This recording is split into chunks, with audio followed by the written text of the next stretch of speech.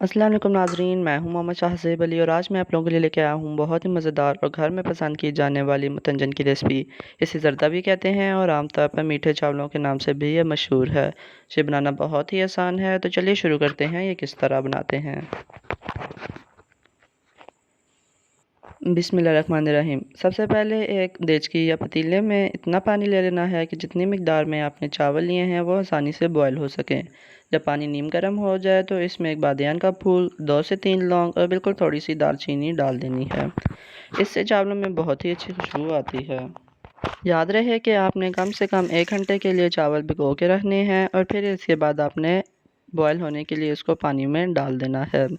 अगर आपने ज़र्दा या मुतंजन बनाना है तो सेला चावल इस्तेमाल करें। जब तक चावलों को उबाल आ रहा है तब तक हम इसका शीरा तैयार कर लेते हैं।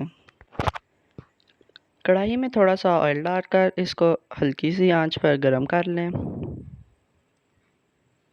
जब ऑयल थोड़ा सा गर्म हो जाए तो इसके अंदर 3 से 4 हरी इलायची शामिल कर दें।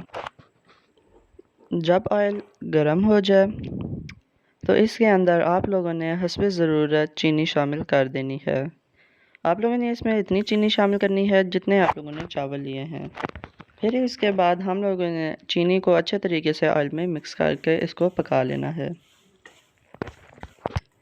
चीनी को पकाते हुए इसके अंदर आप लोगों ने थोड़ा सा दूध शामिल कर देना है। दूध शामिल करने से ये होगा कि जो मुतंजन है उसके अंदर चीनी जमेगी नहीं। तो दूध डालने के साथ हम लोगों ने चीनी को भी अच्छे तरीके से पका लेना है। हम लोगों ने मुसलसल चम्मच हिलाकर मीडियम फ्लेम पर इसको अच्छे तरीके से पकाना है ताकि ये जले नहीं और नीचे ना लगे। ये हमने कुछ ड्राई फ्रूट्स लिए हैं, आप ये जो मर्ज़ी हो आप वो वाले ड्राई फ्रूट्स ले सकते हैं।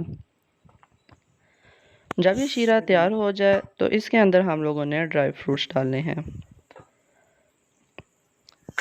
इन ड्राई फ्रूट्स को अब डालकर हम लोगों ने इनको भी इसमें अच्छे तरीके से पका लेना है। हम लोगों ने अब इस शीरे को तब तक पकाना है जब तक कि इसका कलर चेंज ना हो जाए।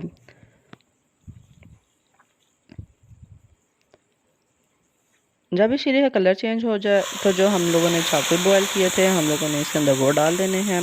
चावलों को हम लोगों ने खुश कर लेना है और इसका पानी निकाल लेना है।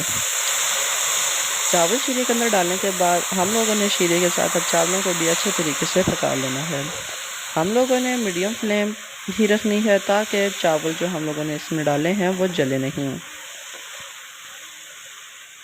अब इसी तरह मीडियम लो फ्लेम पर हमने अच्छे तरीके से चावल और शीरे को पका लेना है।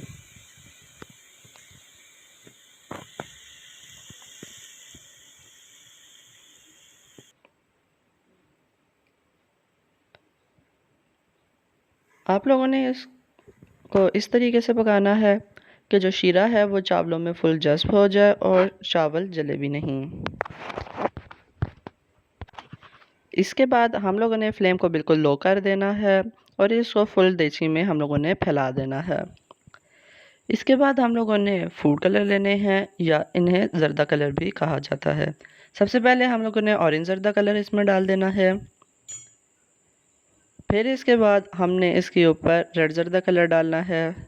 आप लोगों ने ज़र्दा कलर डालते हुए इस बात का ध्यान रखना है कि ये कलर एक दूसरे के ऊपर ना आए, नहीं तो इसका कलर चेंज हो जाएगा।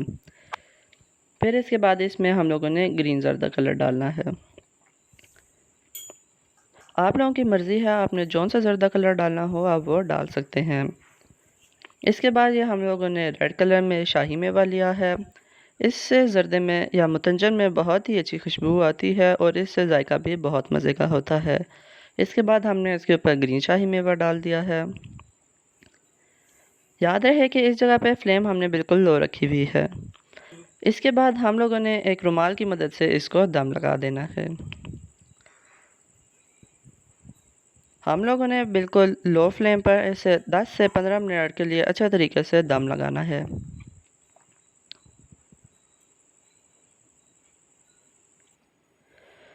अब हम लोगों ने दम बंद कर दिया है और आप देख सकते हैं कि ये चावल कितने अच्छे तरीके से तैयार हुए हैं। एक दफ़ा दम खोलने के बाद हमने चमचे की मदद से जो शाही मेवा डाला था और जो इसके अंदर हमने ज़र्दा कलर डाला है वो सारे चावलों में हमने मिक्स कर लेना है।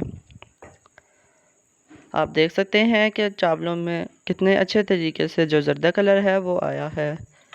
ज़र्दा कलर डालते हुए आपने इस बात का ध्यान रखना है कि वो ज़्यादा डार्क ना हो, नहीं तो उससे चावलों का कलर ख़राब हो जाएगा। एक दफ़ा अच्छे तरीके से हम लोगों ने सारा ज़र्दा कलर मिक्स करने के बाद इसको एक प्लेट में सर्व कर लेना है।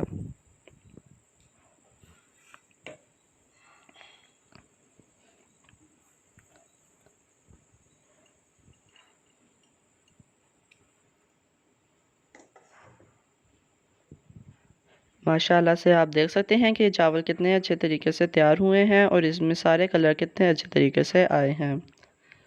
तो नाज़रीन, इसी के साथ आज की हमारी मुतंजन या ज़र्दे की रेसिपी यहीं पे मुकम्मल होती है। उम्मीद करता हूँ कि आपको ये वीडियो पसंद आए। इसी के साथ आप इसे लाइक करें, शेयर करें और हमारे चैनल को सब्सक्राइब करें। मिलते हैं आपसे अगली वीडियो में, तो इसी के साथ अल्लाह हाफ़िज़।